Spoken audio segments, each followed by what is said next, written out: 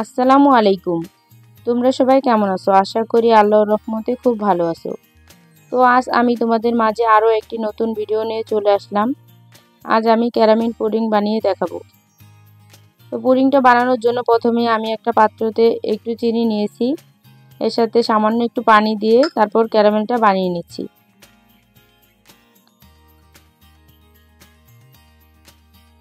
ভিডিওটি দেখতে দেখতে যদি তোমাদের কোথাও কোনো অংশ ভালো লেগে যায় অবশ্যই একটি লাইক দিয়ে ভিডিওটি কন্টিনিউ করবে, চ্যানেলটা সাবস্ক্রাইব করে আমার পাশে থাকবে।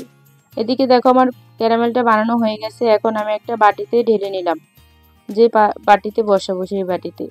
এদিকে আমি 3টা ডিম নিয়েছি, এগুলো মুরগির ডিম, আমার মুরগির ডিম। তো এখানে 1 পিস লেবু নিয়েছি।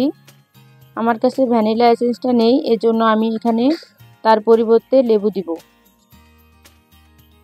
তো এখানে ডিমটা ভেঙে নিয়েছি, এরপর এর মধ্যে চিনি দিয়ে দিলাম আর লেবুর রসটা দিয়ে দিলাম। এখন সুন্দরভাবে এই মিশ্রণটাকে আমি ফেটে নিচ্ছি। যতক্ষণ পর্যন্ত চিনিটা না গলবে ততক্ষণ এটাকে নাড়তে থাকবো। তো আমার মিশ্রণটা বানানো হয়ে গেছে। এখন আমি এর মধ্যে 1 কাপ পরিমাণ দুধ দিয়ে দিলাম। এই তো সুন্দরভাবে সব মিশিয়ে নিয়েছি। এখন আমি একটা ছাঁকনির সাহায্যে সেঁকে এই তো বাটিতে ঢেলে নিলাম।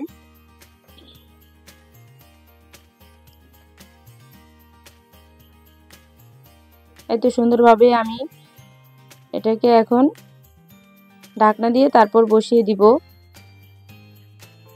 তো এখানে একটা পাত্রতে আমি একটু পানি নিয়েছি, তার উপর একটা টিস্যু পেপার দিয়ে দিলাম। এরপর আমি বাটিটাকে বসিয়ে দিচ্ছি। এখন এটাকে ঢাকা দিয়ে দিব। এরপর চুলাটাকে অন করে দিচ্ছি। দেখো ফিরে আসলাম কিছুক্ষণ পর। দেখি আমার পুডিংটা হয়েছে কিনা একটু চেক করে নেব।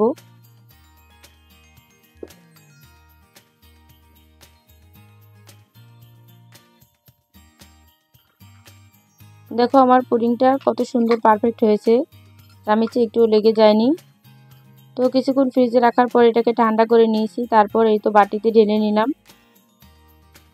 কত সুন্দর তৈরি হয়ে গেল আমার মজাদার পারফেক্ট পুডিং। দেখো এটা তোমাদের একটু কেটে দেখাই, দেখতে কতটা ইয়াম্মি লাগছে, খেতেও মাশাআল্লাহ অনেক টেস্ট ছিল। তোমরা যারা পুডিং বানাতে পারো না, নতুন একেবারে, তারা আমার এই রেসিপিটা ফলো করলে খুব সহজে পুডিং বানাতে পারবে। কোনো রকম ঝামেলা ছাড়াই ঘরে থাকা উপকরণ দিয়ে হয়ে যাবে মজাদার পুডিং। তো এটাকে আমি একটা ফ্রিজে একটু নিয়ে নিচ্ছি। দেখো তোমাদের একটু কেটে দেখাই। আজকের ভিডিওটি এ পর্যন্তই। আল্লাহ হাফেজ।